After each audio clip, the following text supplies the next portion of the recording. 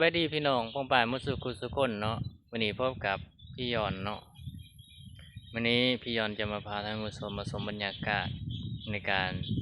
ปักเบ็ดเนาะ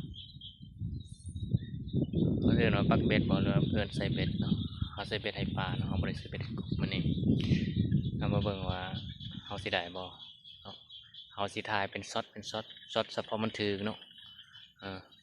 วันใดมันบ่ถือเขาจะบ่ทายโอเคเนาะ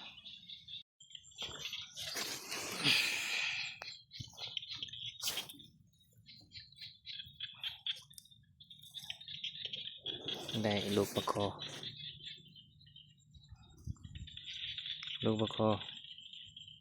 พอดีปน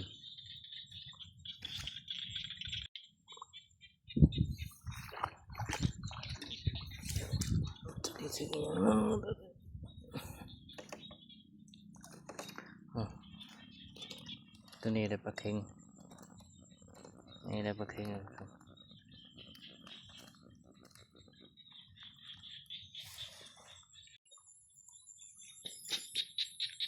ถืออีหยังอยู่นี่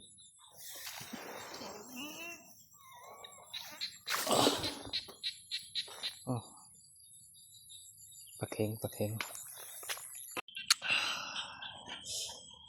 ถึงยังไง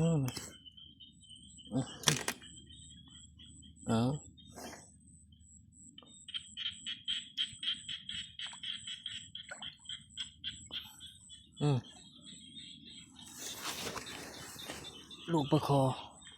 ว้าตึกปูกินบางอย่างนี้ถือบนน้องโ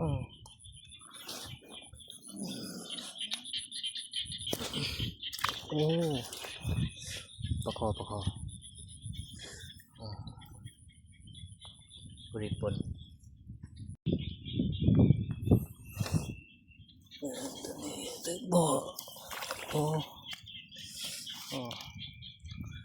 ปลาคอ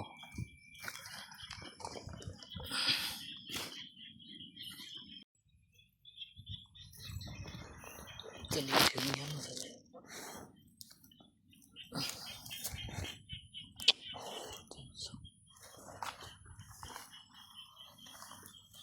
ถึกปลาคอ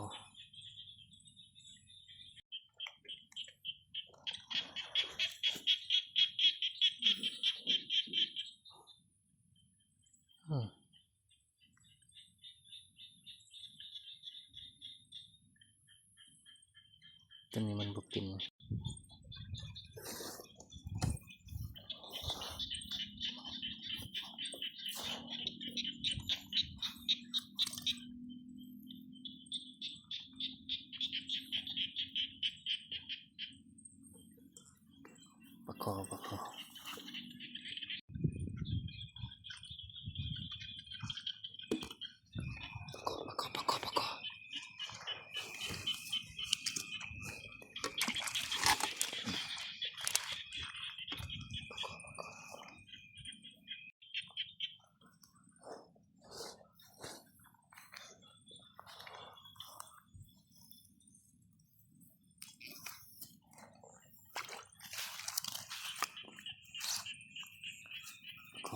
ปลาคอโอ้ใส่พอดีปนนี่คือผลงานของเราในมื้อนี้เนาะประมาณนี้มันได้น้อยเดียวเองเนาะอันนี้ตัวเป็นอันนี้ตัวตายตัวเป็นมีน้อยเดียวเองบลายก็มีปลาดุก3 ตัวนอกนั้นก็เป็นปลาคอหมดแล้วก็ได้เอียนตัวหนึ่งเอียนแล้วก็ปลาเค็ง3 ตัวส่วนที่แล้วเป็นปลาคอหมดได้อยู่ประมาณ